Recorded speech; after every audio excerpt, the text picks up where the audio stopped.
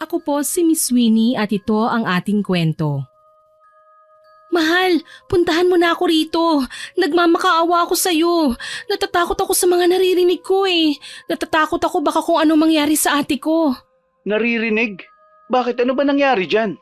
Pinapagamot nila sa albularyo ang ate. Ang sabi nila kinukulam daw. Kulam? At sino naman nagsabi na kinukulam ang ate? Hindi ba't sinabi ko naman sa inyo na wag nang ituloy ang pagpapagamot dyan? Kasi wala naman nangyayari sa panggagamot ng matanda na yan eh. Yun naman ang sinabi ko sa kanila eh, pero mahal si ate. Sumusuka na siya ng maitim na dugo tapos amoy putik. Ang baho. Naaawa na ako sa kanya eh.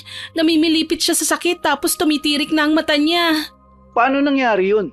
Akala ko ba ang finding sa ospital ay simpleng UTI lang? Yun nga eh, kaso pag uwi niya dito sa bahay bigla na lang siyang lumala. Kaya pinatawag na namin yung albularyo. Wala na kaming choice eh. Sige, relax ka lang dyan ha. Baka naman ikaw ang mapano.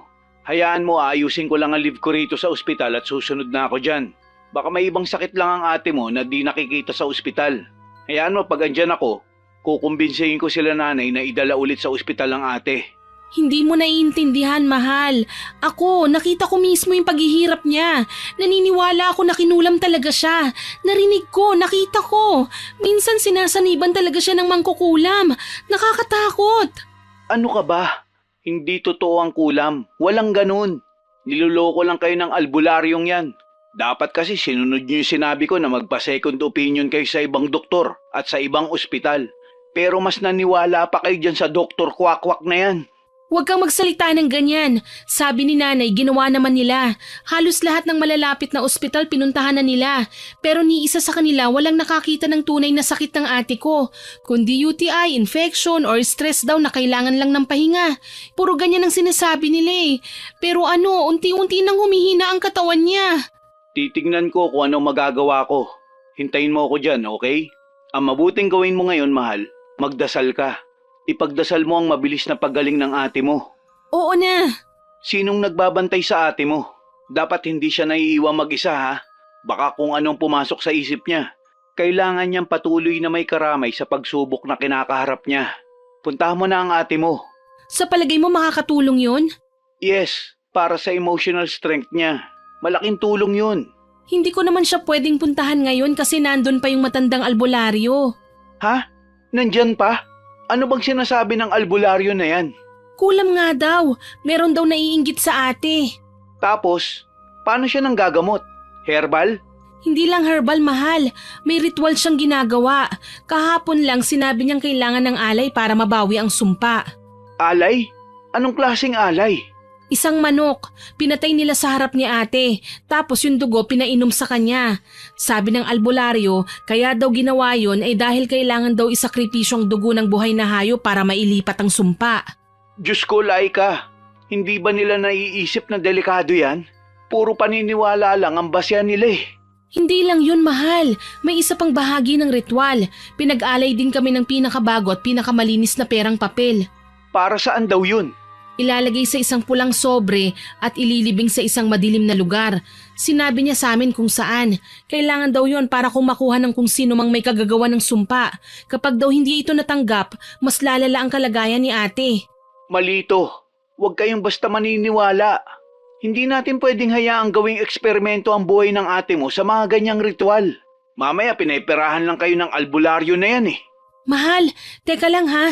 Tinatawag ako ng asawa ni ate. Baka kailangan nila ako doon. Tatawag na lang ulit ako mamaya ha. Sige, sige.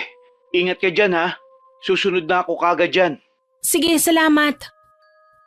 Pinatay na ni Laika ang tawag. Isang buntong hininga ang kanyang pinakawalan bago marahang lumakad papunta sa kwarto kung saan ginagamot ang kanyang kapatid. Habang papalapit siya sa pinto, sumagi sa isip niya kung paano nagsimula ang lahat. 3 linggo na ang nakalilipas mula nang unang makaramdam ng sakit ang kanyang ate. Nung una inakala nilang simpleng trangkaso lang, pananakit ng katawan, lagnat at matinding panghihina. Pero sa paglipas ng mga araw, nagsimulang lumala ang kanyang kondisyon. Hindi siya makatulog sa gabi, madalas siyang nagigising at humihingal na pawis na pawis. Isang gabi naabutan ni Laika ang kanyang kapatid na nakaupo sa gilid ng kama, nakatulala sa kawalan at nanginginig ang mga labi. Nang tanungin niya kung anong problema, sinabi nito na may nakatingin sa kanya. Mula noon nagsimula na siyang makakita ng mga bagay na hindi dapat nakikita. Sinubukan nilang dalhin siya sa ospital at ayon sa doktor, wala naman malalang sakit, simpleng UTI lang daw. Inirekomenda ang mga gamot at pahinga, ngunit sa halip na gumaling, lalo lang lumala ang kapatid niya. Nagsimula siyang sumuka ng maitim na likido at minsan may amoy itong parang bulok na putik. Namayat siya ng husto sa loob lamang ng ilang araw at ang kanyang balat ay tila umitim, naging tila tuyot na para bang unti-unti siyang nawawalan ng buhay. At ngayong gabi, ito na ang pinakamasahol, hindi na ito makausap ng maayos, hindi na rin nakakakilala. Nang ipatawag ang albularyo, napansin ni Laika na nakangiti ang kanyang ate. Hindi isang normal na ngiti. Parang may kung anong kahulugan yun, pero hindi malaman ni Laika kung ano. Sa kanyang paglapit sa pinto, unti-unting bumigat ang kanyang dibdib, lalo pat naririnig niya ang malalakas na sigawan sa loob ng kwarto. Huminga siya ng malalim bago marahang itinulak ang pinto. Agad na naamoy niya ang sinusunog na dahon ng albularyo. Sa loob ng kwarto, nakahiga ang kanyang ate sa kama. Hindi na siya mukhang tao. Ang kanyang balat ay manilaw-nilaw at halos butot balat na. Ang mga mata niya ay nakadilat ng malaki, nakatitig sa kawalan. Para itong manika, walang kaluluwa, walang buhay. Ngunit ang pinakatatakutan ni Laika ay ang tunog na lumalabas mula sa bibig ng kanyang ate. Malaki, mabigat at parang galing sa hukay. Hindi yun ang boses ng kanyang kapatid. Kasabay ng mga sigaw ay ang pagpupumiglas din ito na para bang may hindi nakikitang kamay na humahawak o humihila sa kanya.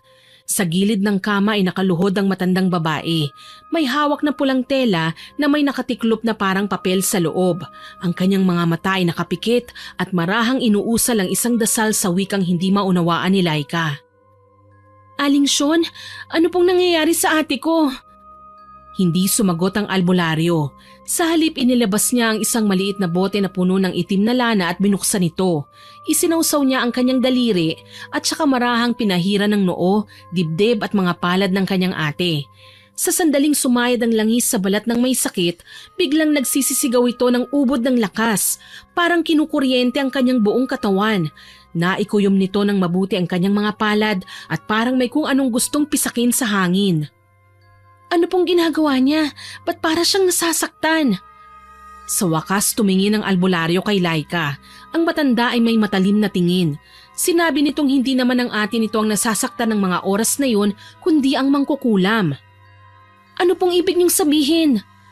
Hindi sumagot si Aling Sean, bagkus ay inilabas nito ang isang piraso ng papel mula sa kanyang bulsa. Meron siyang isinulat sa papel. Isubo mo ito sa kanya at kailangan niyang lunukin. Ano? Hindi ko ho gagawin yan. Ano ho bang nasa papel? Pangalan! Bago pa siya nakasagot, muling napasigaw ang kanyang ate. Ngayon mas matindi. Halos dumadagundong sa loob ng bahay ang kanyang hiyaw. Napayuko si Laika, tinakpan ang kanyang mga tenga. Nagsimula nang bumaluktot ang katawan ng kanyang ate at ang kanyang mga braso at binti ay tila gustong maputol sa tindi ng pangingisay. Bilis na! Gawin mo na, Laika! Kung hindi mo isusubo ang papel baka mamatay ang ate mo! Napatingin si Laika sa papel na hawak ng matanda.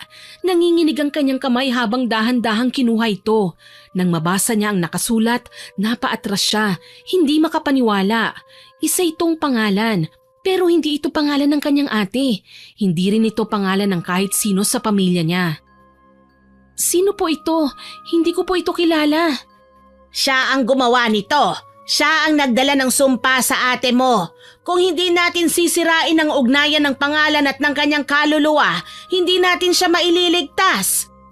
Akala ko ba nung nagbaon na ng pera, babawiin na niyang sumpa? Hindi niya tinanggap, iha. Muling nag-ingay ang kanyang ate, ngunit sa pagkakataong ito, hindi lang basta sigaw, isa na itong nakakakilabot na halakhak. Hindi ito boses ng kanyang kapatid, isang malalim at basag na tawang lumabas mula sa kanyang bibig. Parang dalawang tao ang tumatawa ng sabay, nagpupumiglas siya at kahit mahina ang kanyang katawan, tila may kakaibang lakas na umaalipin sa kanya. Diyos ko! Gawin mo na! Isubo mo na sa kanya bago mahuli ang lahat! Napapikit si Laika saglit at buong tapang na isinubo ang papel sa bibig ng kanyang ate. Sinubukan nitong iluwayon pero mahigpit na hinawakan ng matanda ang kanyang panga at idiniin ito pababa hanggang tuluyang lumunok ang kanyang kapatid. Pagkatapos ng ilang segundo, huminto ang kanyang ate. Tumahimik ito, nakapikit at panay ang malalim na paghinga. Tapos na po ba? Ngunit hindi sumagot ang albularyo. Nakatingin lang ito sa kanyang ate, naghihintay. Pagkaraan ng ilang sandali, bumukas ang mga mata ng kapatid ngunit sa pagkakataong yun, wala nang puti ang natitira sa mga mata nito. Itim na ang kabuuan at muli isang malakas na halakhak ang pumuno sa kwarto. Napaatras si Laika at maging ang iba pang taong nasa loob ng silid na yon. Hindi nila maalis ang tingin sa kanyang ate. Napasigaw si Laika nang bigla itong bumangon sa pagkakahiga. Pero hindi isang normal na pagbangon, parang isang manikang pinatayo na hindi man lang gumagalaw ang mga kamay at paa. Diyos ko, ano ito? Hindi ito tama! Hindi pa man natatapos ang matanda sa pagsasalita, biglang pumaling ang ulo ng ate niya sa isang hindi natural na anggulo, isang delikadong pihit na parang kayang baliin ang kanyang leeg. Sa kabila nito, patuloy pa rin siyang nakatawa, mas malakas, mas malalim, mas hindi gawa ng tao. Biglang namatay ang ilaw sa kwarto at ang tanging naiwang liwanag ay ang nag-aapoy na sindi ng mga kandila. Agad na napansin ni Laika na kakaiba ang anino ng kanyang kapatid sa dingding. Iba ang hugis, hindi tao kundi isang nilalang na may mahahabang kamay, baluktot na mga daliri. Hindi pa tapos! Mabilis na bumunot ng isang pulang panyo ang matanda at dinuraan ito bago mariing itinulak sa noo ng ate ni Laika. Sa isang iglap, napasigaw ito. Hindi na siya tumatawa ngayon. Napaatras ito sa kama. Nanginginig ang buong katawan at biglang nagliliyab ang balat na tila sinusunog ng hindi nakikitang apoy. Ate! Huwag kang lalapit! Hindi na siyang kapatid mo ngayon! Napatingin ang ate ni Laika sa matanda at sa isang iglap, sumambulat mula sa kanyang bibig ang isang matinis at nakakabinging halakhak. Ito ay halakhak na hindi pangkaraniwan. Parang maraming boses ang nagsasabay-sabay. Boses ng lalaki, babae, bata at matanda. Lahat nagbubuhol-buhol sa isang nakapanghihilakbot na tunog. Aling Sean, akala ko ba kulam lang ang dahilan kung bakit nagkasakit ang ate ko? Bakit ganyan? Bakit parang sinasapian siya ng mga demonyo? Hindi ko rin maintindihan, pero gagawin ko ang lahat, bumuti lang ang kalagayan ng ate mo. Hindi na nag-aksaya ng oras ang matanda. Mabilis niyang binuksan ang kanyang daladalang sako at kinuha ang isang garapon na may lamang likidong kulay dilaw. Napapalibutan ito ng mga dahon ng sambong at ugat ng halamang hindi pamilyar kay Laika. Sa nanginginig na kamay, binuksan ni Aling Sean ang garapon at ibinuhos ang laman nito sa mga palad bago marahang lumapit sa may sakit. Sa ngalan ng mga ninuno, sa kapangyarihang itinakda ng sinaunang mundo, palayain mo ang katawang ito! Dahan-dahan niyang inilapit ang kanyang mga palad sa noo ng ate ni Laika. Sa unang saglit parang wala itong epekto. Patuloy pa rin ang babae at lalo pang lumalalim ang kanyang pagngisi na tila iniinsulto ang ginagawa ng albularyo. Pero biglang nagbago ang lahat. Napanganga ng malaki ang bibig ni Laika at isang makapal na itim na usok ang lumabas mula sa bibig nito. Umalingasaw ang amoy bulok na patay sa hangin. Ate! Labanan mo! Lumaban ka, iha! Huwag kang bibitaw! Muling sumigaw ang babae ng ubod ng lakas. Pero pagkatapos noon, biglang bumagsak ang katawan nito sa kama. Nawala ng malay. Ay, tapos na! Dahan-dahang lumapit si Laika at hinawakan ng malamig na kamay ng kanyang ate. Ate? Sa unang saglit, walang tugon. Ngunit ilang segundo pa ang lumipas, dahan-dahang dumilat ang kanyang mga mata. Sa wakas, bumalik na ang dating kulay nito, puti at kayumanggi, hindi na purong itim. Agad siyang niyakap ni Laika, habang si Aling Sean ay napapabuntong hininga ng malalim. Huwag kayong magpapabaya, mahina pa siya at maaaring bumalik ang masamang espiritu ng kulam kung hindi siya mababantayan ng maayos. Babalik pa po ito? Akala ko po ba tapos na? Ang kulam ay parang lason sa dugo. Kahit naalis na natin ang epekto nito sa katawan ng ate mo, may natitirang bakas. Hanggat hindi natin nalalaman kung ano ang punot dulo kung bakit kinulam ang kapatid mo, maaaring ibalik nito ang kulam. Sino ba kasi yun? Hindi ko namang kilala ang pangalan na isinulat nyo. Hindi namin siya kakilala. Napalunok si Laika. Nagpalipat-lipat ang tingin nito sa kanyang kapatid at sa albularyo. Bibigyan ko na lang ng proteksyon ang ate mo, Iha. Heto, isang anting-anting. Ito ang magiging panangga ng ate mo laban sa sumpa. Ngunit tandaan mo, Laika, hindi ito pang matagalang lunas. Isa lamang itong panandaliang proteksyon upang hindi na siya muling mapasukan ng sumpa habang hinahanap natin ang tunay na may kagagawan nito. Parang mainit-init po ang bagay na ito. Oo, dahil may kaluluwang bawat agimat, Iha. Ang anting-anting na ito ay mula pa sa mga ninuno ko. Pinadadaloy nito ang lakas upang pigilan ang anumang masamang elemento. Pero Iha, napatingin si Laika sa kanyang ate.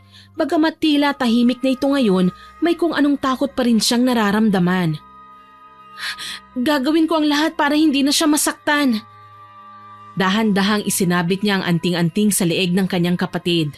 Sa sandaling lumapat ito sa balat ng kanyang ate, biglang umihip ang isang malamig na hangin sa loob ng kwarto at sa isang iglap, ang mga kandilang nakasindi ay sabay-sabay na namatay. Parang may hindi natutuwa sa ginawa nila. Ano nga po ulit yon, Aling Sean? Ang ipinahiram ko sa inyong agimat, kailangang tapatan nito ng salapi para mas mabisa. Pera? Oo, Iha. Ang agimat na yan ay may bisa, pero hindi ito basta-basta. Kailangan itong tapatan ng alay upang manatili ang lakas nito. Ang kapangyarihan ay kailangang may kapalit. Pero bakit kailangan magbigay pa ng pera? Ano to, parang bayad, ganun po ba?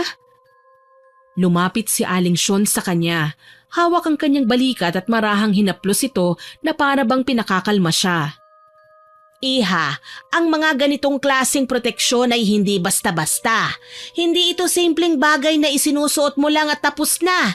Ang espiritu ng anting-anting ay kailangang pakainin, palakasin, upang patuloy nitong protektahan ng ate mo. Kung hindi mo ito gagawin, maaaring humina ang agimat at bumalik ang sumpa. Magkano naman po? Hindi naman ako naglalagay ng presyo sa tulong na ibinibigay ko, Iha. Ngunit para manatiling malakas ang proteksyon, mas mainam kung makakapagbigay ka ng kahit 10,000 o higit pa. Hindi lang para sa agimat, kundi upang ipagpatuloy ko ang ritual para sa inyong pamilya.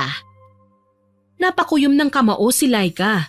Hindi biro ang perang yon para sa kanila ha, lalo na't nagastos na nila ang halos lahat sa pagpapagamot ng kanyang ate sa ospital. Ngunit wala siyang magawa, wala siyang pagpipilian. Wala ho akong dalang ganyang kalaking pera ngayon eh. Hindi mo kailangan magmadali, Iha. Sa loob ng 3 araw, kailangan ko nang ipagpatuloy ang ritual.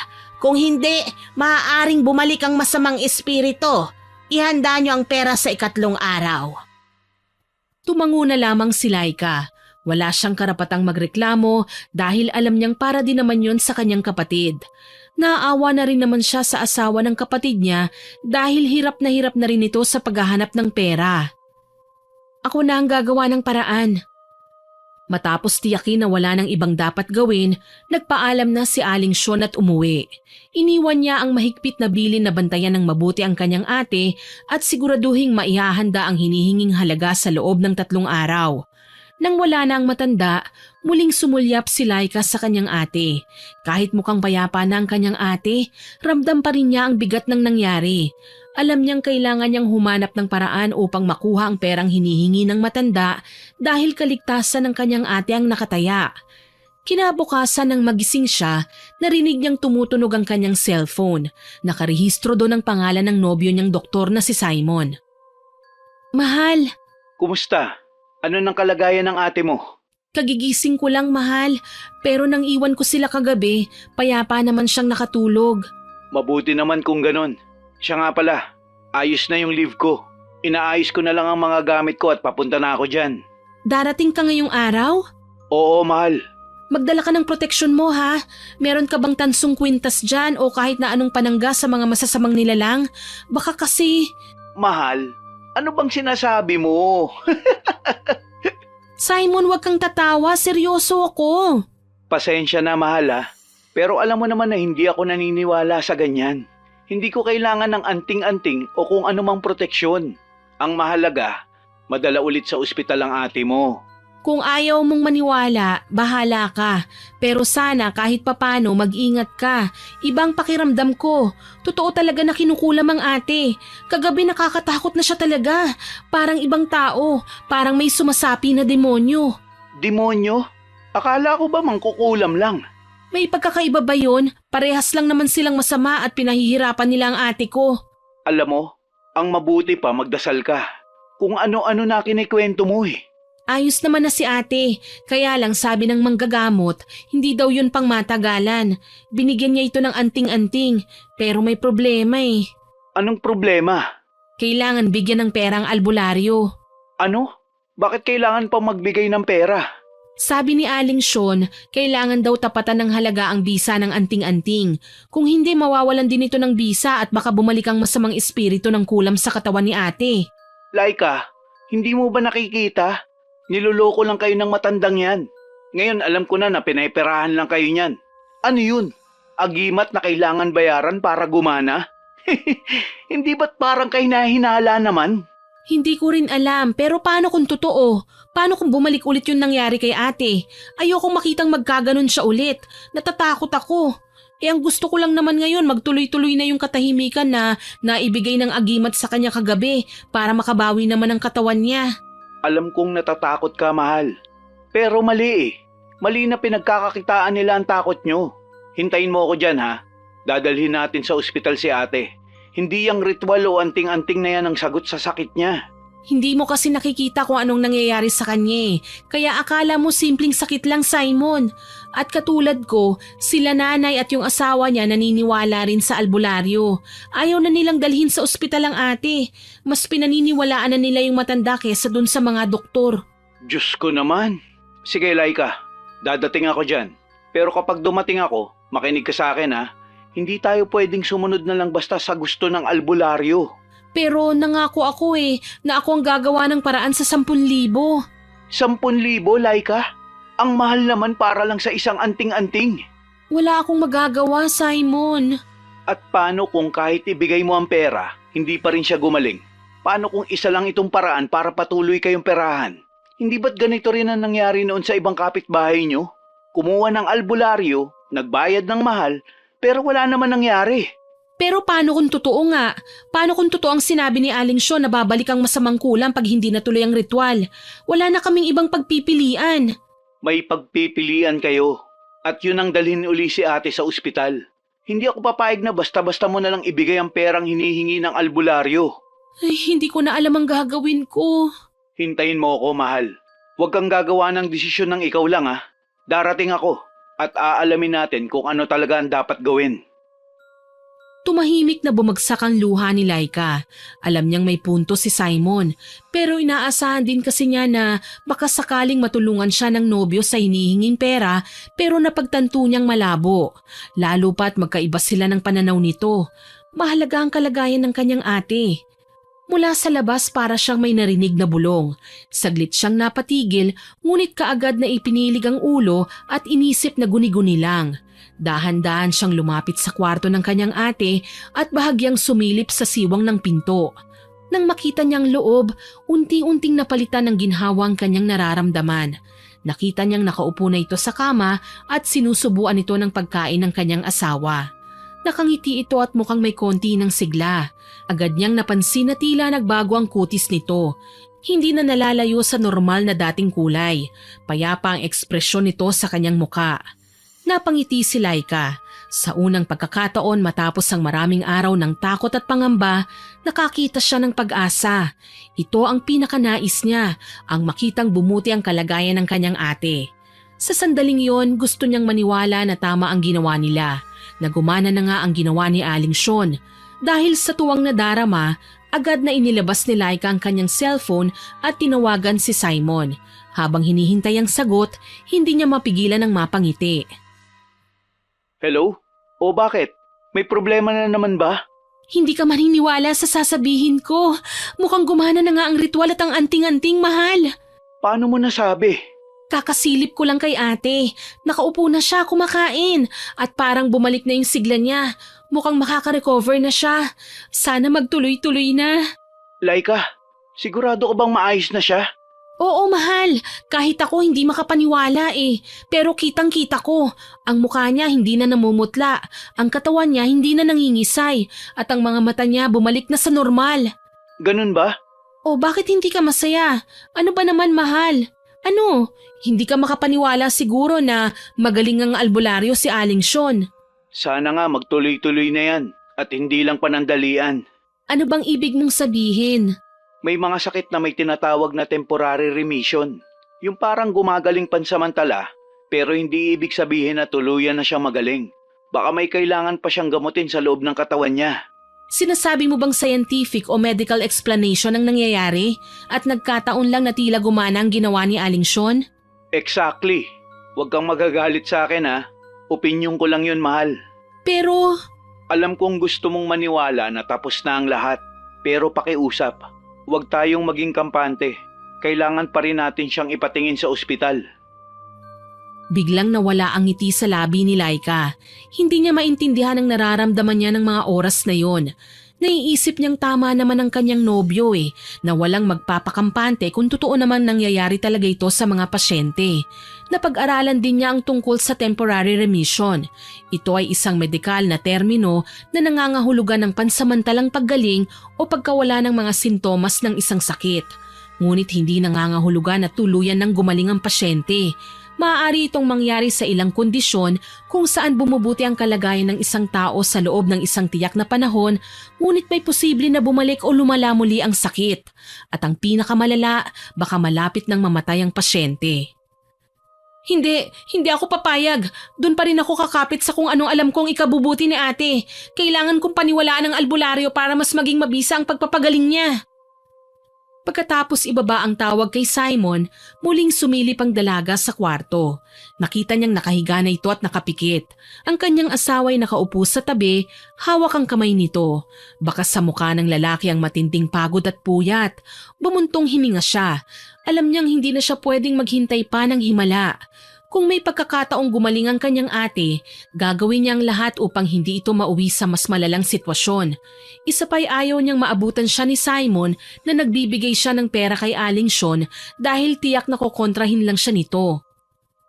Pero saan ako kukuha ng 10,000 piso? Napahawak siya sa kanyang noo, pinagpapawisan ng malamig. Hindi siya makahingi kay Simon dahil tiyak na hindi ito papayag at makalalo lang silang magtalo. Hindi rin siya maaaring humingi ng tulong sa kanyang ina o sa asawa ng kanyang ate dahil pare-pareho silang salat na sa pera. Hindi naman niya pwedeng pakialaman ang savings nila ni Simon dahil para yun sa pinag-iipunan nilang kasal. Ayaw niyang malaman ng nobyo ang tungkol sa perang ibibigay niya sa manggagamot. Kailangan kong gumawa ng paraan. Habang nakatayo sa may pinto ng silid ng kanyang ate, may bigla siyang naalala. Tumayo siya at lumakad papunta sa aparador. Dahan-dahan niyang binuksan ang isang maliit na kahon. Sa loob nito ay may isang kwintas na may maliit na pendant.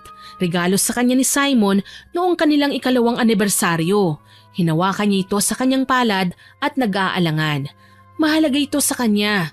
Isa itong patunay ng pagmamahal ng kanyang nobyo. Pero ngayon mas mahalaga ang kaligtasan ng kanyang ate. Mabilis niyang isinara ang kahon at huminga ng malalim.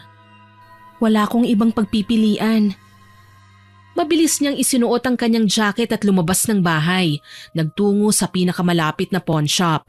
Habang naglalakad panay ang kabog ng kanyang dibdib, hindi niya alam kung paano ipapaliwanag kay Simon kung sakaling malaman nito ang ginawa niya. Hindi niya gustong malaman nito na tototohanin niya ang pagbibigay ng pera kay Aling Sean. Ayaw niyang marinig na naman ang pangaral ng nobyo tungkol sa agham at medisina. Sa isip niya, mas may tiwala siya sa nakikita niyang pagbabago sa kanyang ate kaysa sa paliwanag ng mga doktor. Sa loob ng pawn shop, tinimbang ng kahera ang alahas at pagkatapos ng ilang minuto, ibinigay sa kanya ang halaga. 7,000 piso lamang para sa sangla. Habang hawak ang pera, pinungo naman niya ang isang matalik na kaibigan na may maliit na negosyo sa kanilang bayan. Alam niyang hindi ito mayaman pero umaasa siyang kahit papaano ay matutulungan siya nito. Pagkarating sa maliit na tindahan, agad siyang sinalubong ng kaibigan niyang si Mara. Agad siyang tinanong tungkol sa kanyang sadya. Mara, manghihiram sana ako ng pera eh. Kahit 3,000 lang, ibabalik ko kagad sa susunod na buwan. Pangako. Agad na tinanong nito kung ano ang nangyari at sinabing may emergency ang kanyang ate. Nagsinungaling siya. Hindi siya nagsabi ng totoo dahil alam niyang pagsasabihan lang siya nito na hindi siya dapat magtiwala sa isang albularyo. Dahil tulad ni Simon, mas naniniwala ito sa mga bagay na may paliwanag ang sensya. Baka sabihin lang nito na sayang lang ang pera. Hindi nagdalawang isip ang kanyang kaibigan at binigyan siya kagad ng 3,000 piso. Halos maluha si Laika sa pasasalamat at mas lalo pa siyang natuwa nang sabihin nitong hindi na yun utang kundi tulong na lang niya sa kanila. Hawak ang 10,000 piso, agad na umuwi ang dalaga para sandaling magpahinga. Tuwang-tuwa siya, sapat na ang perang maibibigay niya kay Aling Sean. 3:00 ng hapon nang siya ay lumabas muli ng bahay upang puntahan ang albularyo. Mula sa kanilang bahay, kailangan niyang sumakay ng tricycle dahil sa kabilang baryo pa nakatirang matanda. Pagdating doon, papasok pa siya sa isang makipot na eskinita bago makarating sa tirahan ng matanda. Nang makalampas sa eskinita, puro naman puno ang nakita niya sa paligid. Tahimik ang paligid habang siya'y naglalakad. Walang ingay kundi puro mga tunog lang ng ibon at nagkikiskisang mga dahon. Panay ang tanong niya sa mga tao kung saan matatagpuan ang bahay ng matanda at sa tulong nila ay natuntun niya ang bahay ni Aling Sean. Nang marating niya ang bahay ni Aling Sean, napansin niyang luma na ito at gawa sa kahoy. Ang bubongayero na may ilang bahagi ng kalawangin. Sa gilid ng bahay, may nakasabit na mga pinatuyong dahon at ugat ng halaman. Dahan-dahan siyang lumapit at kumatok. Ilang sandali pa, bumukas ang pinto at bumungad sa kanyang isang babae na hindi nalalayo ang edad sa kanya. Maputi ito, mahaba ang buhok at may suot na simpleng damit na maluwag. Sino po sila? Hello, ako si Laika. Dito ba nakatira si Aling Sean? Oo. Ako ang anak niya, si Bella. Anong kailangan mo? Tungkol sa panggagamot niya sa ate kong si Myla. Hindi napansin ni Laika ang bahaging pagningning ng mga mata ni Bella nang marinig ang pangalan ng kanyang kapatid. Oo, nabanggit nga ni nanay na may ginagamot siya sa kabilang baryo. Yung ate mo siguro yon. Siya nga. Halika, pasok ka muna sa bahay namin. Pumasok si Laika at napansin niyang masikip ang loob ng bahay, ngunit maayos naman ito. May isang lamesa sa gitna na puno ng bote ng langis, dahon ng halamang gamot at mga kandilang puti at itim. Sa isang gilid, may maliit na altar na may imahe ng santo at ilang gamit pang ritual pero may napansin siyang nagpakunot ng kanyang noo. Ang krus sa altar, baligtad. Ihahanda ko lang ang kape. Pasensya ka na ha, medyo magulo pa itong bahay namin. Hindi ko kasi alam na may bisitang nanay ko ngayon eh. Ay, hindi na kailangan. Huwag ka nang mag-abala. Gusto ko lang sanang makausap si Aling Sean para sa ate ko. Ay nako, hindi. Alam kong medyo malayo-layo ang nilakad mo para makarating lang dito. Masarap akong magtimpla ng kape at sa bahay na ito bawal ang tumanggi. Sige, salamat. Oh, heto, habang hinihintay mo ang nanay ko, may pinuntahan lang saglit may ginamot na bata dito sa baryo. Pero pabalik na yon, kanina pa umalis eh. Oo, sige. Salamat dito sa kape Bilib talaga ako sa nanay ko. Talagang maraming nagpapagamot sa kanya. Hindi lang dito sa amin, pati sa ibang baryo at bayan. Nagkatinginan silang saglit. Hindi alam ni Laika kung paano magpapakita ng interes pero gusto rin niyang malaman kung gaano kagaling ang albularyo. Matagal na ba siyang nanggagamot? Oo, bata pa lang ako. Alam ko nang may kakayahan si nanay sa panggagamot. Sabi niya minana raw niya ito sa lola ko. Hindi lang basta-basta ang ginagawa niya. Ano? Ang panggagamot ni nanay hindi lang pisikal na sakit. Kadalasan ng mga taong pumupunta rito, may dinadalang bigat na hindi maipaliwanag ng mga doktor. May mga naalala akong kwento ng mga taong bigla na lang nagkakasakit, nangingitim ang balat o hindi na makalakad. Pero pagkatapos ng ritual ni nanay, biglang bumubuti ang pakiramdam nila.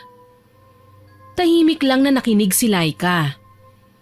May mga pagkakataon na hindi rin basta gamot ang solusyon.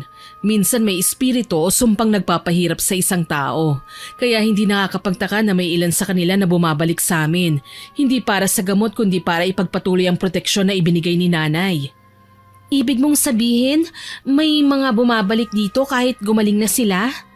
Oo naman, para hindi na bumalik yung sakit nila. Tulad nung minsan may lalaking ginamot ang nanay ko. Nung una akala namin magaling na talaga. Pero makalipas ng ilang buwan, bumalik siya dito. Lumala ang kondisyon niya. Ayon kay nanay, nagpabaya daw kasi yung lalaki.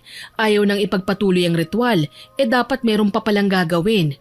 Porket magaling na, binaliwala na niya si nanay. Ayun, bumalik ang kulam sa kanya. Bago pa man makapagtanong ulit, nakita niyang pumasok sa loob si Aling Sean. Laika, anong ginagawa mo rito? Naipon mo na ba ang kailangan natin kaya ka nandito?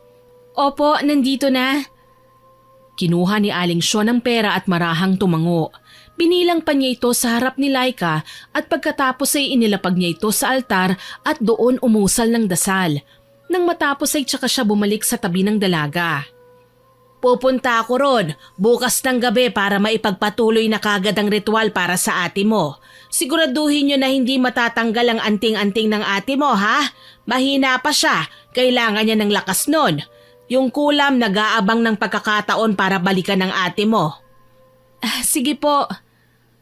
Lumipas pa ang ilang minuto ng pag-uusap tungkol sa dapat gawin sa susunod na ritual. Sinabihan siya ni Aling Sean na maghanda ng bagong kandila at isang bote ng tubig na dapat ay mula sa isang dalisay na balon. Pagkatapos ng usapan, nagpaalam na si Laika. Pagdating niya sa kanilang bahay, agad na napansin niya ang masayang tawanan sa loob. Sa unang pagkakataon sa loob ng halos 3 linggo, nakarinig siya ng tunog ng kasiyahan sa kanilang tahanan. Dahil doon parang panandali ang nawala ang bigat sa dibdib niya. Pinihit niya ang seradura at dahan-dahang binuksan ang pinto. Tita Laika! Masayang sigaw ng kanyang pamangking si Jessa nang makita siya. Agad itong tumakbo papalapit sa kanya at niyakap siya ng mahigpit. Jessa, narito ka? Kailan ka pa dumating? Kararating ko lang po. Miss na miss ko na kayo kaya naisipan kong umuwi kahit saglit lang. Tsaka gusto ko pong ibalita sa inyo ang magandang balita. Napatingin si Jessa sa kanyang ina na nakaupo na sa sala kasama ang papa niya. Pareho silang nakangiti habang nakikinig sa kanilang anak. Halatang masaya ang lahat sa loob ng bahay. Tumabi si Laika sa kanyang pamangkin. Anong magandang balita? Tita, running for summa cum laude po ako. Ha? Totoo ba yan? Opo, tita. Ang hirap po nga ng pinagdaanan ko sa pag-aaral pero worth it naman. Ilang buwan na lang po at ka-graduate na ako. Sana makapunta po kayo sa graduation ko, ha? Siyempre naman, hindi ko palalampasin ang espesyal na araw mo, ha? Napakatalino mo, Jessa. Nakaka-proud ka naman. Salamat po. Kayo rin po kasi ang isa sa inspirasyon ko eh. Lagi niyo pong sinasabi sa akin na mag-focus sa pag-aaral at huwag susuko kahit mahirap. Kaya heto po ako ngayon. Niyakap ulit siya ni Jessa at hindi na napigilan ni Laika ang mapaluha ng bahagya. Hay naku tita, huwag kang umiyak. Hindi ko mapigilan eh. Masayang masaya ako para sa'yo. Sana po makapag-celebrate tayo pagdating ng graduation ko, kahit simpleng salo-salo lang. Oo naman, kahit ano basta ikaw. Salamat po at sana gumaling na ng tuluyan si Mama. Gusto ko pong makita siyang masaya rin tulad ng dati at makasama siya sa celebration. Oo, gagawin natin lahat para tuluyan na siyang gumaling. Siya nga pala, nanggaling ako doon kay Aling Sean. Sabi niya bukas itutuloy niya ulit ang panggagamot sa kanya at sa pagpapabisa ng anting-anting. Sa sinabi niyang yun, alam na ng mga kasama niya na maaaring nagawan na niya ng paraan ng pera na kailangan nila. Nagpasalamat sa kanya ang kanyang ate at mahigpit siyang niyakap. Nakapagbayad na nga si Laika kay Aling Sean. Kahit masakit sa loob niya na isang laang kwintas na bigay ni Simon, tiniis niya ito alang-alang sa kanyang kapatid. Samantala, habang masayang nagkukwentuhan sila, biglang may narinig silang tunog ng sasakyan na huminto sa tapat ng bahay nila. Napatingin si Laika sa bintana. Isang pamilyar na itim na kotse ang nakita niyang nakaparada sa harap ng kanilang bahay. Uy, may dumating! Sino po yun, tita? Si Tito Simon mo. Biglang bumilis ang tibok ng kanyang puso. Hindi dahil sa kaba kundi dahil sa halo-halong emosyon. Tuwa, pag-aalala at bahagyang takot. Alam niyang dahil naroon na si Simon, maaaring malimitahan ang ginagawa nilang pagkilos na may kinalaman sa albularyo. Alam niyang may posibilidad na magtalo din sila. Habang bumubukas ang pinto ng sasakyan, lumabas si Simon na suot pa rin ang kanyang light blue na polo at black slacks. Halatang galing pa ito sa trabaho. May dala siyang isang maliit na bag, marahil may bitbit na gamot o gamit pang check-up. Hello, Tito Simon! Uy, Jessa! Ikaw pala yan. Dito ka ngayon? Opo, binisita ko po si Mama at syempre si Tita Laika na rin. Nang makapasok ang lalaki ay agad nitong iniabot ang kanyang mga pasalubong sa pamilya ng kanyang nobya. Binigyan din niya ng bulaklak ang kanyang ate at ilang mga prutas. Masaya namang kinuha ito ni Myla. Nasisiyahan si Laika sa pinapakitang kabaitan ng kanyang nobyo, kaya naman parang nagilty siya sa ginawa niyang pagsasanla ng kwintas na ibinigay nito sa kanya. Kumusta na po kayo rito? Ikaw, mahal, kumusta ka? Ayos lang ako. Mabuti naman at safe kang nakarating. Siyempre naman. Mukhang masaya kayo dito Naririnig ko sa labas ang tawanan niyo bago ako pumasok. Masaya po kami kasi mukhang maganda na po ang pakiramdam ni Mama. Mukhang bumubuti na po siya. Masaya ako na maayos ka na, ate. Sana nga magtuloy-tuloy na yan, no? Kailan niyo po pala balak na bumalik sa ospital para magpa-check up? Bahagyang siniko ni Laika ang kanyang nobyo, dahilan para matigilan ito. Agad na iniba ni Laika ang usapan. Mahal, mabuti pa magpahinga ka na muna sa kwarto. Magbihis ka na, mahiga ka kasi alam kong mahaba ang naging biyahe mo. Tara na.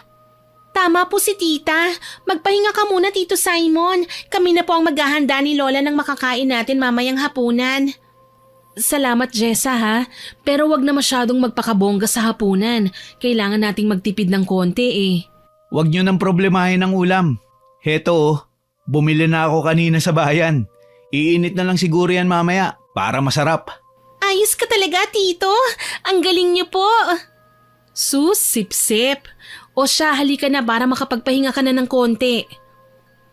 Bahagyang tumango si Simon. Sumunod siya kay Laika papasok sa kwarto nito. Inilapag ni Laika ang supot kung saan nakalagay ang kanyang mga pinamiling kandila. Ano to?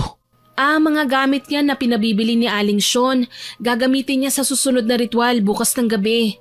Talagang itutuloy niyo pa rin? Nagbayad kayo ng 10,000? Mahal, nakita mo naman, di ba? Ang laki ng pinagbago ni ate. Kagabi lang halos mamatay na siya sa hirap. Doon sa tila pagpapahirap sa kanya ng mangkukulam. Pero nakita mo, di ba? Ang saya-saya na niya. Sa loob ng halos 3 linggo, ngayon ko lang ulit nakita yun. Hindi naman si ate yung topic dito. Ang sinasabi ko yung manggagamot. Nagtataka lang talaga ako bakit siya nagpapabayad. Hindi nga bayad yun. Gagamitin niya yun para magpatuloy ang bisa ng agimat. Kalokohan! Huwag mong pagtawanan ng isang bagay na inaasahan naming makakapagpagaling sa ate ko. I'm sorry. Hindi yun ang intensyon ko. Ang akin lang dapat hindi kayo agad magtitiwala. Malaking pera yung hiningi niya. Simon, tama na nga. Ayoko ng pagtalunan to ngayon. Saan kayo kumuha ng pera? Nakagawa ng paraan yung asawa niya. Huminga ng malalim si Simon. Hindi niya gusto ang usapan nila at alam niyang hindi mababago ang desisyon ng pamilya sa isang gabi lamang. Kaya sa halip na makipagtalo, hinawakan na lang niya ang kamay ng nobya at hinila ito palapit sa kanya. I miss you. Niyakap niya si Laika at hinalikan nito sa kanyang labi. Mabilis pero puno ng pagmamahal.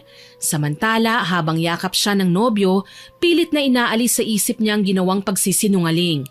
Paulit-ulit niyang sinasabi sa isip na ginawa lang niya yon para sa kapatid niya. Wala siyang pagsisisi. Pinilit niyang ngumiti at hinigpitan ang yakap sa nobyo. Miss na rin kita, Simon. Napangiti si Simon at hinaplos ang buhok ng dalaga. Gusto ko sanang makausap ang ate mo bukas. Gusto ko makita mismo ang kalagayan niya. Napakagatlabi si Laika. Hindi niya alam kung magugustuhan ni Aling Sean ang ideyang yon. Alam niyang tutol si Simon sa ginagawa nilang panggagamot at baka lalo lang lumala ang tensyon sa pagitan nila. Tignan natin bukas. Kahit sandali lang. Gusto ko lang masiguro na maayos siya. Tumango na lang si Laika kahit hindi siya sigurado kung paano niya yun ipapaliwanag sa kanyang pamilya. Natatakot siyang baka may masabi ang kanyang nobyo na taliwas sa pinaniniwalaan ng kanyang pamilya sa pagkakataong yun. Halika na, matulog na muna tayo. Nakakapagod nga talagang bumiyahe. Ang layo. Malayo na nga, nakatawa ka pa. Kasi naman, para ako nag-road trip Pero okay lang, worth it naman. Pag ikaw ang pupuntahan. Naku ha, bolero ka na naman. Hindi totoo naman Pero teka, bakit parang hindi ka naman excited na makita ako? Excited kaya? Ano bang gusto mong gawin ko, tumambling? Pwede rin. O kaya mag-helicopter ka. Anong helicopter? Yung parang… teka, bawal ba to dito? Huy, tumigil ka nga dyan, baka may makarinig sa'yo ha. Malapit naman na tayo ikasal Tumigil ka na, marinig tayo ni nanay. Di ibulong ko na lang sa'yo. Halika, lapit mo tenga mo. Ayoko nga, alam ko na yung mga binubulong mo. Bakit parang namumula ka? Namimiss mo ba? Hindi Sigurado ka? Kasi ako, namimiss na kita ng sobra Hinila siya ni Simon papalapit at bumulong sa tenga niya. Ngunit imbis na seryosong pabulong, hinalikan nito ng bahagya ang gilid ng kanyang tenga. Simon! Loko ka talaga! Sabi mo kasi excited kang makita mo ko. So dapat all in na yung excitement. Siraulo ka talaga, matulog ka na nga. Siya, matutulog na ako. Akala ko lang makakahelikap. Shh! Sige na, matulog ka na. Gigisingin na lang kita kapag kakain na, okay? Natawa na lang silang dalawa habang unti-unting humuhupa ang kulitan nila. Pumikit si Simon at inayos ang kanyang higa sa kama. Habang nakapikit ang nobyo, hindi maiwasan ni Laika na titigan ito. Bigla siyang kinabahan at na-guilty. Biglang bumalik sa isip niya ang mga kasinungalingang sinabi niya at ang kwintas na isinangla niya. Napapikit siya at bumulong ng salitang sorry. Pagkalipas ng ilang sandali, lumabas na siya ng silid at tumulong sa kusina. Kinabukasan ay maagang nagising si Simon, pero mas maagang nagising ang kanyang nobya. Wala ito sa kanyang tabi. May naririnig na siyang tulo ng gripo sa kabilang silid, kaya lumabas siya at hinanap si Laika. Pero wala ito sa sala. Tumanaw siya sa labas. Tahimik pa. Halos 5:00 na ng madaling araw, pero sa lugar na yon ibang-ibang takbo at galaw ng mga tao. May mga nakita na siyang mga lalaki na may hila-hilang kalabaw papunta sa bukid.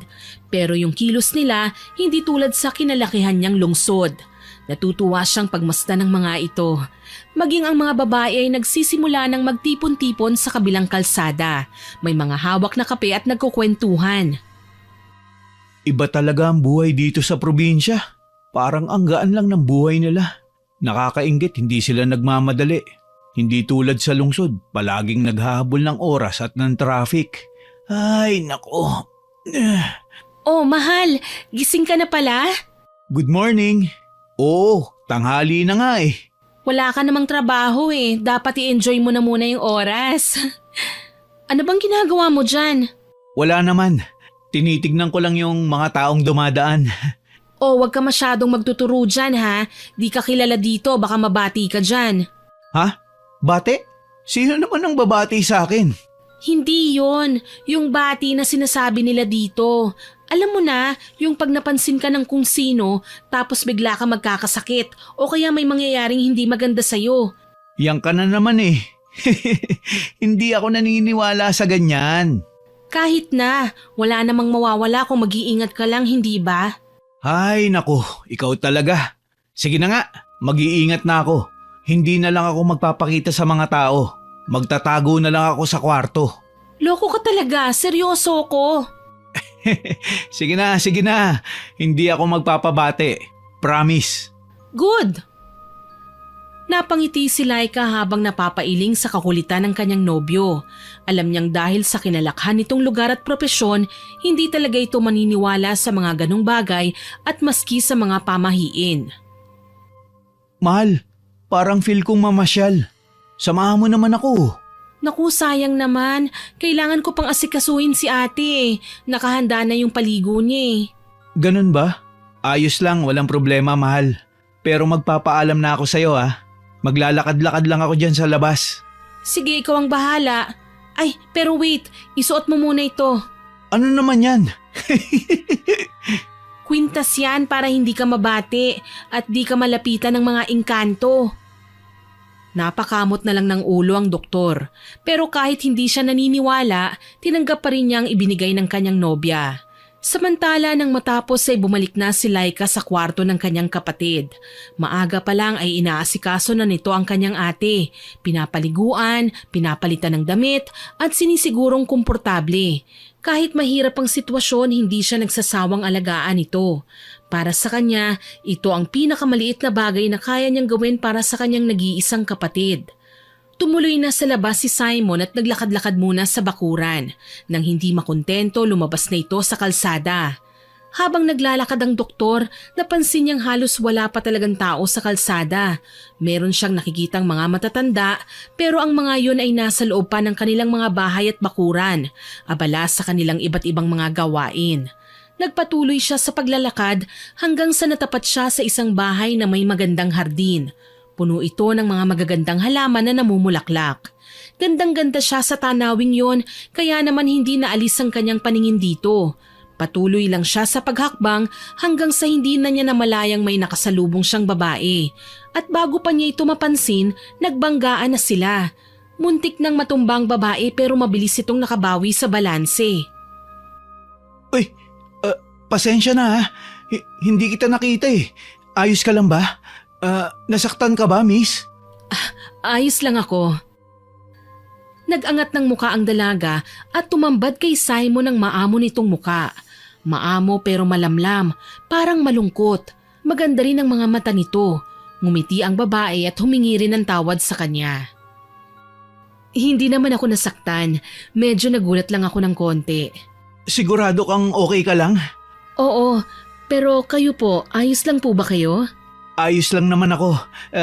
Pasensya ka na ulit ha. Di ko sinadya. Ngumiti ang dalaga at saka ito nagpaalam sa kanya. Tinapik siya nito ng 2 beses.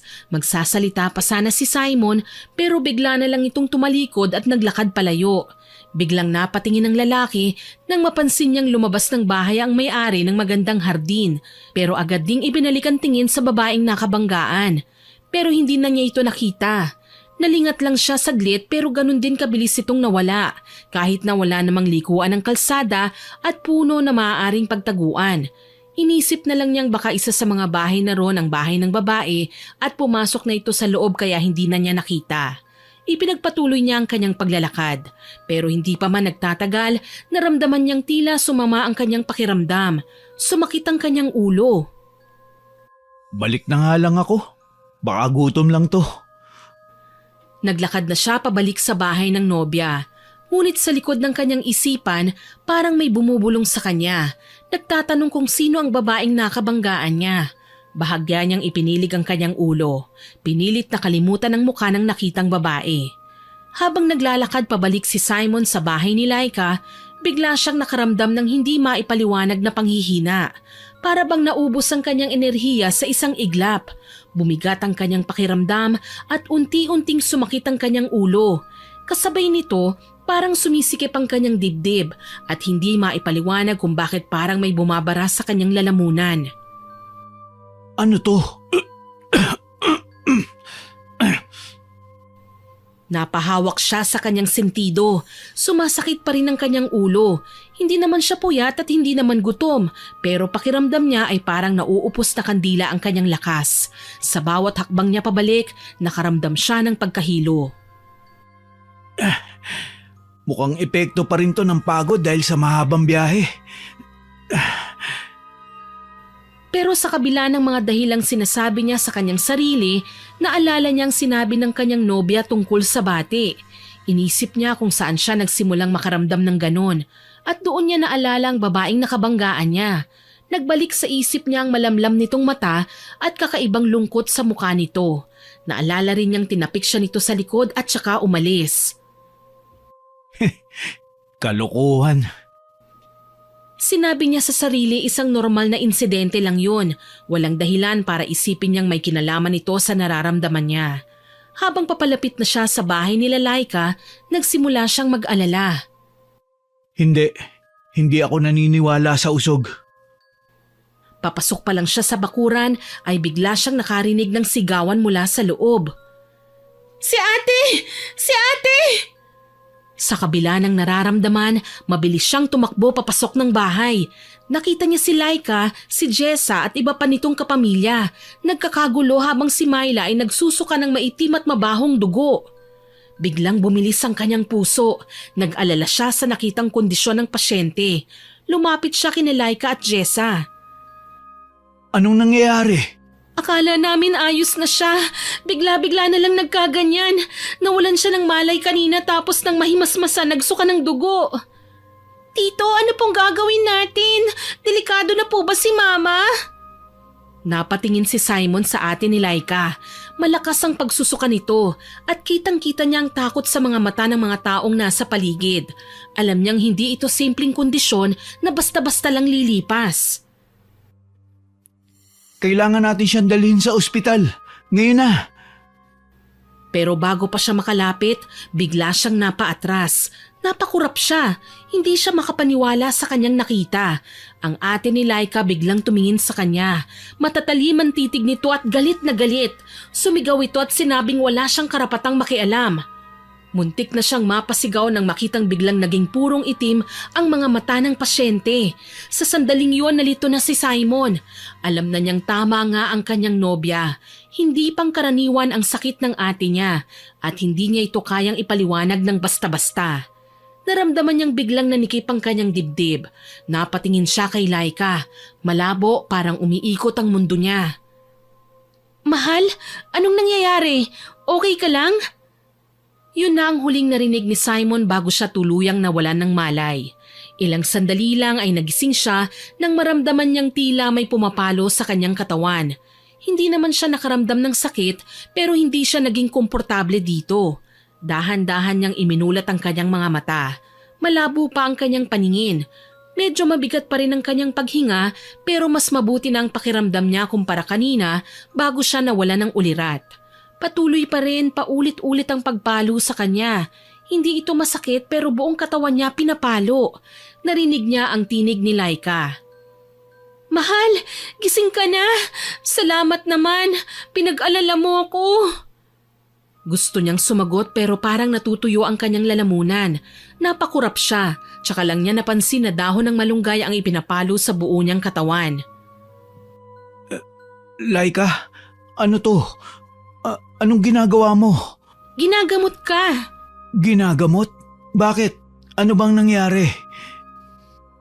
Dahan-dahan niyang itinaas ang kanyang kamay. May nakita siyang nakasingit na dinikdik na bawang sa pagitan ng kanyang mga daliri.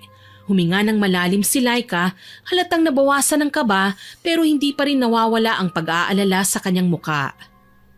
Nausog ka, kaya ka biglang nanghina. Buti na lang at naagapan kita bago pa lumalayan. Nausog? Bakit naman ako mauusog? Hindi ba binigyan mo naman ako ng sinasabi mong pangontra?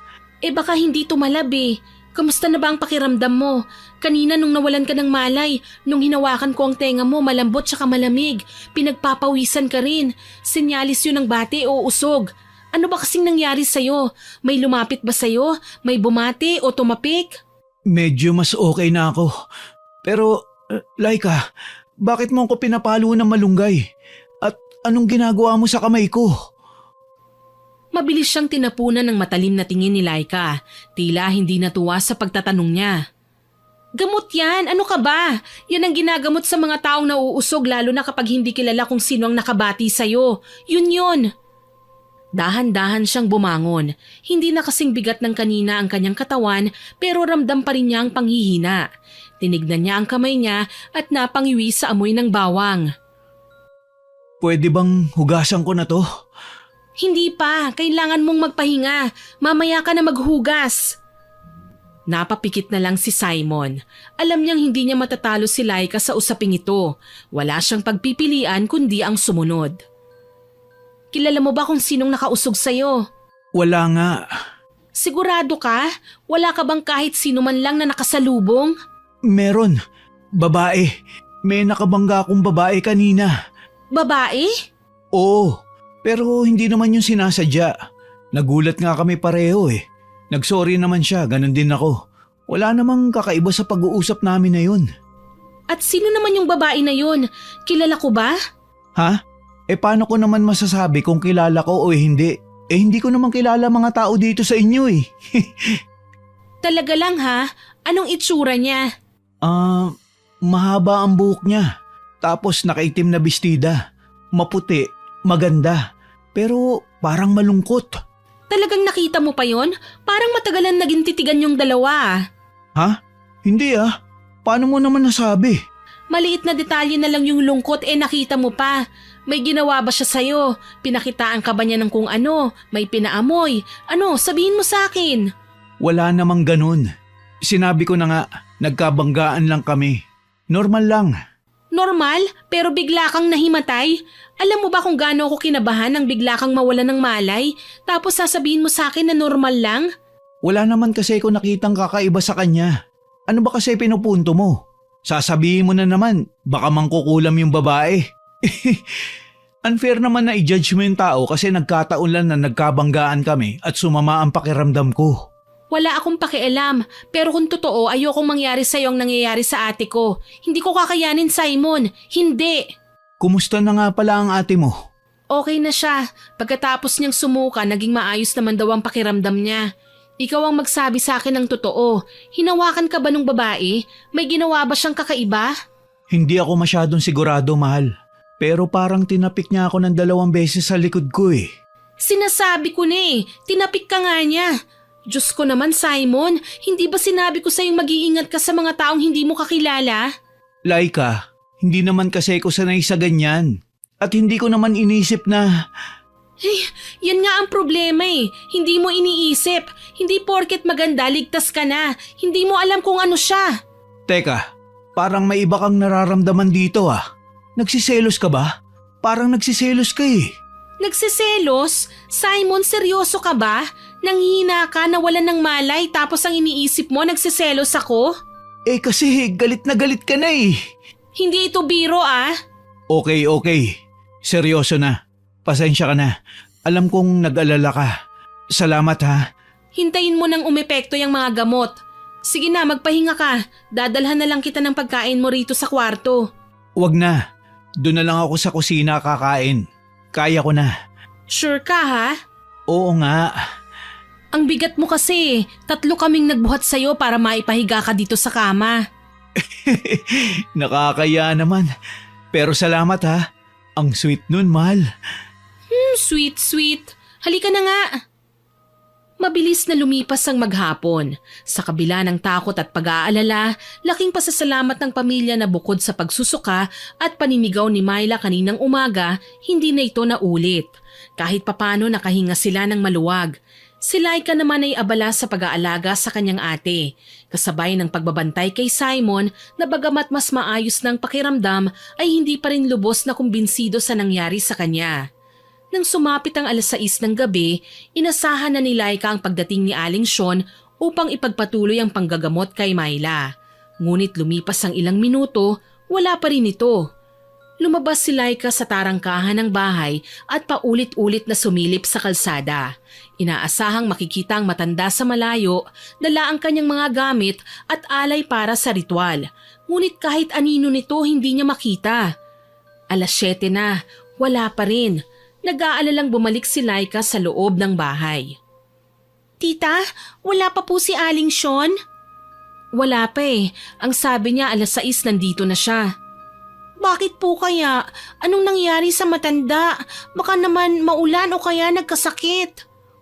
Napailing si Laika. Kahit gusto niyang paniwalaan yon, may kung anong bumabagabag sa kanya. Hindi basta-basta hindi sisipot si Aling Sean, lalo na sa ganitong sitwasyon. 8:00, 9:00, pero wala pa rin. Sa bawat paglipas ng oras, mas lalong tumindi ang kaba sa dibdib ni Laika. Pati si Simon ay napansin na rin ang panakanakang pagtingin niya sa orasan. Gusto mo bang puntahan natin? Pero gabi na, delikado na sa labas. Tsaka yung papunta sa kanila, mahal. Hindi basta-basta mapapasok ng sasakyan.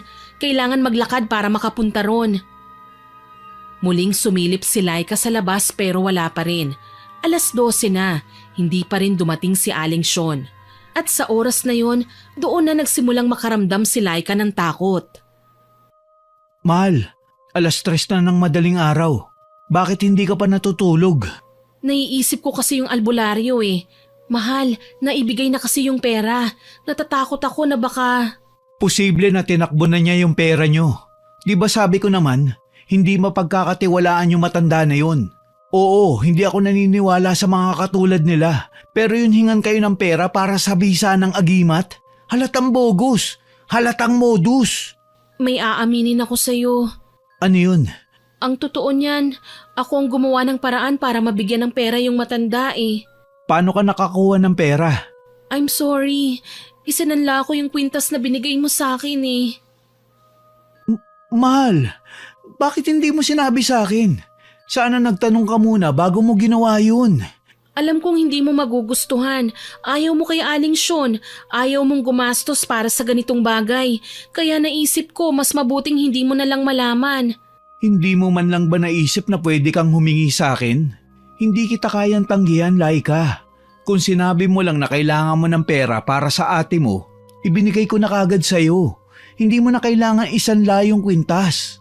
Alam kong bibigyan mo naman ako eh, pero alam ko ring pagsasabihan mo ko. Sasabihin mong hindi ito totoo, na panloloko lang ito. Oo, kasi yun ang paniniwala ko. Hindi ko gusto ang ginagawa mo ngayon pero hindi ibig sabihin nun na hindi kita susuportahan. Ang sa akin lang, gusto kong sigurado ka sa mga pinapasok mo. Gusto kong hindi ka naloloko. Mahalaga sa akin ang kwintas na yun, pero mas mahalaga sa akin ang ate ko. Alam ko at hindi kita sinisisi. Pero sana sa susunod, sabihin mo sa akin ang totoo. Kung kailangan mo ng tulong, nandito ako. Wala kang kailangang itago. Hindi ka galit? Hindi. Nalulungkot lang ako kasi hindi ka nagtiwala sa akin ng buo. Gusto kong kasama kita sa lahat ng bagay, Laika. Hindi lang sa masasaya, pati sa mga ganitong problema. Simon, salamat ha. Hindi dumating si Aling Sean. Ano nang plano nyo? Hindi ko alam pero hindi pwedeng pabayaan si ate eh. Kailangan namin gumawa ng paraan. Bakit hindi natin ipatingin sa ibang albularyo? Natulala si Laika sa sinabing yun ng nobyo niyang doktor. Grabe ka naman makatitig. Hindi ko sinasabing naniniwala na ako sa mga kulam-kulam na ganyan. Pero di ba kung sa doktor nga uso ang second opinion eh. Bakit di nyo rin subukan? Alam mo tama ka. Ba't di namin naisip ang bagay na yan? Pero bago tayo maghanap ng ibang albularyo, pupuntahan natin ang Aling Sean na yun bukas. Kukunin natin ang pera? Huwag na siguro. Hindi lang dahil sa pera, mahal. Anong ibig mong sabihin? Gusto kong malaman kung ano nangyari. Hindi pwedeng basta na lang siya mawala pagkatapos niyang kunin ang pera niyo. Hindi ba dapat ipaliwanag niya kung bakit hindi siya sumipot? Oo nga. Sige, bukas puntahan natin siya. Pero paano kung wala na siya sa bahay nila? At doon natin mapapatunayan na huwad talaga siya. Na niloko niya lang kayo at para di na tayo magdalawang isip na ipagamot sa ibang ate. O sige mahal, bukas na bukas pupunta tayo sa kanila. 5:00 ng madaling araw, lumakad na ang dalawa papunta sa bahay nila Aling Sean. Ramdam ni Simon ang tensyon sa katawan ng nobya. Mahigpit ang pagkakahawak nito sa kanyang bisig at hindi ito bumibitaw. Malayo pa lang ay nakita na nilang nakasarado pa ang bahay ng mag-ina. Medyo madilim-dilim pa ang paligid. Nag-aagaw pa lang ang liwanag at dilim. Bago pa sila makalapit sa mismong pintuan, narinig nilang nag-uusap ang mag-ina sa loob. Magsasalita na sana si Laika upang tawagin si Aling Sean, ngunit agad siyang sinenyasan ni Simon na tumahimik. Napakunot ang kanyang noo, ngunit sinunod niya ito. Dahan-dahan silang lumapit at pumwesto sa gilid ng bahay. Narinig nila ng malinaw ang usapan ng dalawang babae sa loob, si Aling Sean at ang kanyang anak na si Bella. Mga utu-utu sila. Ang dali nilang maniwala. Mga bopols. Sinabi ko naman sa'yo anak, hindi ba? Ang mga taong wala ng pag-asa, kakapit maski patalim ang mga yan. Hindi yan mag-iisip. Tignan mo, ilang beses ko silang hinihinga ng pera pero bigay pa rin sila ng bigay. O di ba nga, nagiging maginhawa naman yung pasyente dahil sa mahika ko. Mahika? Hindi nila alam, inaalis mo lang ang kulang pansamantala kaya nakaka-recover yung hayop na babaeng yon. Napanganga si Laika nang marinig ang katagang yun mula kay Bella. Sumilip si Simon sa loob nang makitang may maliit na siwang sa dingding. Nakita niya ang dalawang tao. Nakatalikod sa kanya ang matanda pero yung mas bata nakaharap sa kanya. Nakilala niya ang babae. Ito yung nabangga niya nang naglalakad siya sa kalsada at nausog siya. Hindi pa niya ito masabi sa nobya dahil gusto pa niyang marinig sa dalawa ang mga susunod nilang sasabihin at mga revelasyon. Kaagad niyang kinuha ang kanyang telepono at pinindot ang record button. Pero hindi pa tapos ang laro natin. Inay, siguradong pupuntahan ka nila dito dahil dun sa pera na kinuha mo. Madali namang gawa ng palusot yan, anak. Kunwari may sakit ako. Ganun lang yon. Basta wag mo na munang bibigyan ng sakit si Myla para hindi sila maghabol. Kailangan nilang maniwala na may bisa yung agimat. Oo, inay. Pero gusto ko na talaga siyang patayin. Kaya lang napagtanto ko na mas masaya palang panoorin siyang naghihirap ng ganong katagal. Natatawa na lang ako kapag naikukwento mo sa akin ang itsura niya. Ha, karma niya yon. Intrimitida, pakialamera, traidor ang babaeng yon. Pero anak, hindi mo naman kailangang pumatay. Siguro naman sapat na ang lahat ng naranasan niyang hirap. Huwag mong patayin, kawawa naman. Bakit naman kayo maaawa sa babaeng yon? Dahil sa kanya, nawalan ako ng trabaho. Dahil din sa kanya, napahiya ako sa harap ng mga kasamahan ko. Hindi ko kayang palampasin yun, inay. Malas lang niya dahil hindi niya alam na kaya kong mangkulam.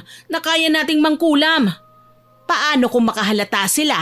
Paano kung ipatingin siya sa ibang albularyo? Malalaman nila, anak. Hindi mangyayari yun. Bukas na bukas pupunta ka doon. Itutuloy natin ang palabas. Magkukunwari kang tinutulungan mo sila, pero ang totoo ikaw ang nagpapalala ng kulam. Parang sinampal si Laika sa kanyang narinig. Pakiramdam niya, biglang sumikip ang kanyang dibdib. Sa gilid ng kanyang mga mata, naramdaman niya ang pagpatak ng kanyang luha. Samantala, si Simon naman ay mariing napapikit, nagpipigil ng galit. Ngayon napatunayan niyang tama ang kanyang hinala. Hindi tunay na albularyo si Aling Sean. Mas masahol pa, sila mismo ang may kagagawa ng paghihirap ni Myla. Nanginginig ang mga kamay ni Laika sa tindi ng kanyang nararamdaman. Hindi na niya napigilan ang kanyang sarili. Mga demonyo kayo! Nagulat sila Aling Sean at Bella nang biglang bumukas ang pinto at tumambad sa kanilang galit na si Laika. Kasunod niya si Simon na may matalim na tingin kay Bella. Anong ginagawa niyo rito? Kayo palang may gawa nito sa ate ko! Akala nyo siguro hindi malalaman ng pamilya nila ang ginagawa nyo. Akala nyo hindi mabubunyag ang kasamaan ninyo? Sandali. Pag-usapan natin ito. Ayusin natin, Laika. Ayusin? Walang yakang matanda ka? Pinagkatiwalaan ka namin pero ito palang gagawin mo? Biglang humakbang si Bella at sa isang iglap, mabilis siyang dumampot ng isang patalim sa mesa. Itinutok niya ito kay Laika. Umalis kayo rito bago pa kita isunod sa ate mo. Hindi natinag si Simon. Marahan siyang humakbang papalapit kay Laika, inilagay ang kanyang sarili sa pagitan ng dalaga at ni Bella. Tumawag ka ng pulis, Laika! Pulis? Sa tingin mo may maikakaso kayo sa amin? Sa tingin nyo maniniwala sila sa kulam? Wala kayong ebidensya. Narinig namin ang lahat. Nasa telepono ko ang buong usapan niyo mag-ina. Kaya wala na kayong kawala. Madali lang lusutan yan. Nagbibiruan lang kaming mag-ina. Pero kayo, wala kayong takas. Kakasuhan namin kayo ng trespassing. Nakahanda ba kayo? Kung saktan ko kayo dito mismo sa loob ng bahay ko, walang nakakita sa inyo na nandito kayo. Naglakad papasok sa silid si Bella at nang lumabas ay nakita nilang may hawak na itong dalawang manika sa kamay. Alam mo bang hawak na rin kita, Laika? Madali ko na lang magagawa ang gusto ko sa'yo dahil yung kulam na ipasok ko na sa katawan mo nung uminom ka ng kape na inihain ko sa'yo. Walang iya ka? Wala kang konsensya? At hindi lang yon. Alam mo ba kung kanino itong isang manika? Nanlaki ang mata ni Laika nang makitang sumulyap ng maladkit si Bella kay Simon. Hindi, huwag mong sabihin. Siya nga yung babae, mahal. Siya yung babaeng tumapik sa akin. Ikaw pala? Sabi mo maganda. Tignan mo nga mabuti ang itsura niyan, mahal. Iniinsulto mo ba ako? Nagsimula siyang bumulong. Sa simula mahina lang, pero palakas yun ang palakas.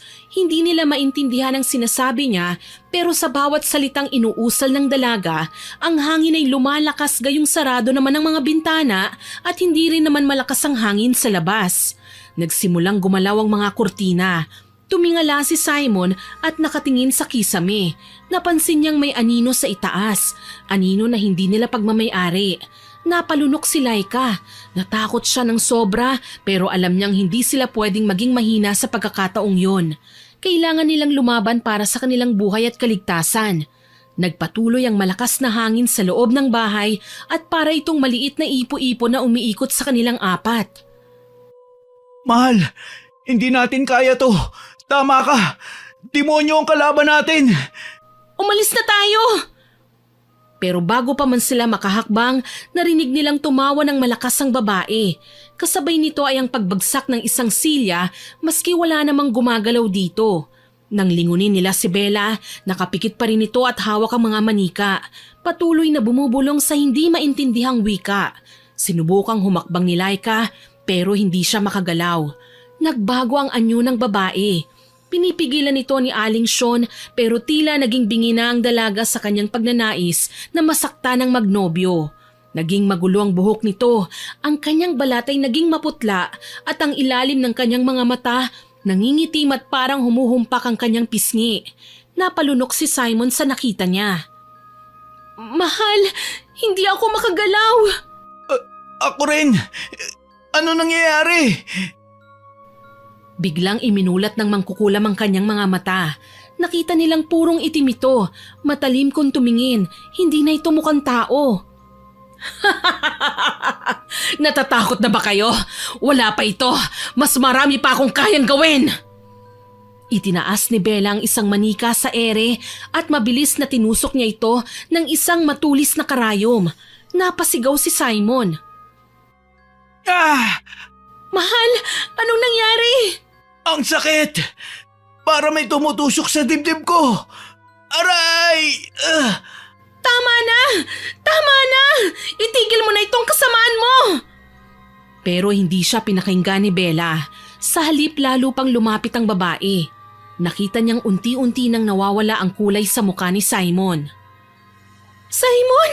Simon, please! Mahal, kaya mo yan! Labanan mo! Gusto mo bang ikaw rin? Anak, tama na yan. Hindi ito ang tamang oras para magsagawa ng ganyang klaseng ritual. Delikado! Wala akong pakialam. Tatapusin ko na ang mga pakialamerong ito. Bago pa muling makakilos si Bella laban sa dalawa, biglang nagkaingay sa labas ng bahay ng mag-ina. Ilang kababaryo nila ang nakarinig ng sigawan at tensyon na nangyayari. Mabilis na kumalat ito sa baryo. Matagal na pala nilang sinusubaybayan ng mag-ina at may hinala na silang may hindi ginagawang maganda ang mga ito. Hindi lang nila matsyempohan. Pero sa pagkakataong yon, nakita nila si Bella at ang nakakatakot nitong anyo. Ang mga tao ay may mga hawak na sandata, mga patalim at pamalo. Pumasok sila at agad na hinuli si Aling Sean. Agad na nagpanik si Bella nang makita ang mga taong sumugod sa kanila. Unti-unti siyang napaatras at nabitawan ng 2 manika. Sa isang mabilis na galaw, lumapit ang ilang kalalakihan at pinigilan ng dalaga bago pa ito makatakbo. Pumalag siya, nagwala, pilit na kumakawala sa mahigpit na hawak ng mga lalaking dumakip sa kanya. Wala kayong alam! Hindi nyo naiintindihan! Bitiwan niyo ako! Si Aling Sean naman ay panayang hagulgol at hindi na makapagsalita. Nanginginig siya habang inaalalayan siyang palabas ng kanilang bahay. Alam niyang sukol na sila sa kanilang mga kababaryo at hindi magandang pangyayari yon para sa kanilang mag-ina. Samantala, nakaramdam naman ng ginhawa ang dalawa nang biglang matigil ang ginagawang ritual ni Bella. Nang makakilos na si Simon, agad niyang hinawakan ang kamay ni Laika at inalalayan ito. Mahal, tapos na ba? Oo, tapos na. Ligtas na tayo. Sa gitna ng sigawan at kaguluhan, napansin ni Laika ang isang manika na nakatabi sa baligtad na krus. Dahan-dahan siyang lumapit at pinulot ito. Hindi niya maintindihan kung bakit, pero sa sandaling mahawakan niya ito, parang may malamig na pakiramdam na gumapang sa kanyang kamay. Ate! Hinawakan niya ito ng mahigpit. Alam niyang ito ang ginamit ni Bella upang pahirapan si Myla. Dadalhin natin ito, baka makatulong sa pagpapagaling ni ate. Tama. Baka sakaling mawala na ang epekto ng kulam sa kanya. Lumabas na sila ng bahay kasunod ang mga lalaki at babae sa baryo. Galit na galit ang mga ito sa mag-ina. Dinala nila ito sa barangay at doon naghintay ng paglilitis. Nagpaalam ng magnobyo dahil para sa kanila, mas mahalaga na makauwi sila at masigurong nasa maayos na kalagayan na ang kanyang ate. Habang papalayo sina Simon at Laika, narinig nila ang malakas na sigaw ni Bella. Hindi pa tayo tapos! Babawi ako! Pero hindi na lumingon pa si Simon. Para sa kanila tapos na ang laban na yon. Pagkarating nila sa bahay nila Laika ay agad silang sinalubong ng mga kapitbahay at ibinalitang itinakbo sa ospital si Myla. Parang nabingi si Laika sa narinig. Biglang nanlumo ang kanyang katawan. Hindi pwedeng mawala si ate. Pupunta tayo sa ospital. Magpakatatag ka lang. Mabilis na pinaandar ni Simon ang sasakyan at nagtungo sila sa ospital. Balisang-balisa si Laika at hindi halos makahinga sa matinding pag-aalala. Pagdating nila roon, nakita nila si Jessa na umiiyak sa tabi ng kama ng ina. Nakayakap ito ng mahigpit kay Myla na nakasaksak ang kung ano-anong tubo sa katawan. Tita, si Mama! Ipagdasal natin ang mama mo. Malapit nang matapos ang problema natin, Iha. Gagaling na ang mama mo. Opo, tita. Kailangan niyang gumaling. Nag-aaral pa ako. Gusto kong makita niya akong graduate. Mangyayari yan. Magtiwala lang tayo sa Diyos. Natakot ako kanina. Akala namin mawawala na si Mama. Hindi mangyayari yon. Hindi ko hahayaan. Magtiwala ka. Gagaling na si ate. Salamat po, tita. Ate, nandito lang ako. Hindi ka namin pababayaan. Makalipas ang halos 24 oras, lumabas ang test ni Myla. Doon nila nalaman na may colon cancer ang babae. Parang pinagsakluban ng langit at lupa ang buong pamilya. Hindi kulam, kundi may totoo siyang sakit. Napaupo si Laika at hindi alam kung paano tatanggapin ang katotohanan. Pero bago pa siya tuluyang mawalan ng loob, naramdaman niyang hinawakan ni Simon ang kanyang kamay. Mahal, makinig ka sa akin. May sakit ang ate. Oo, pero hindi pa katapusan ng lahat.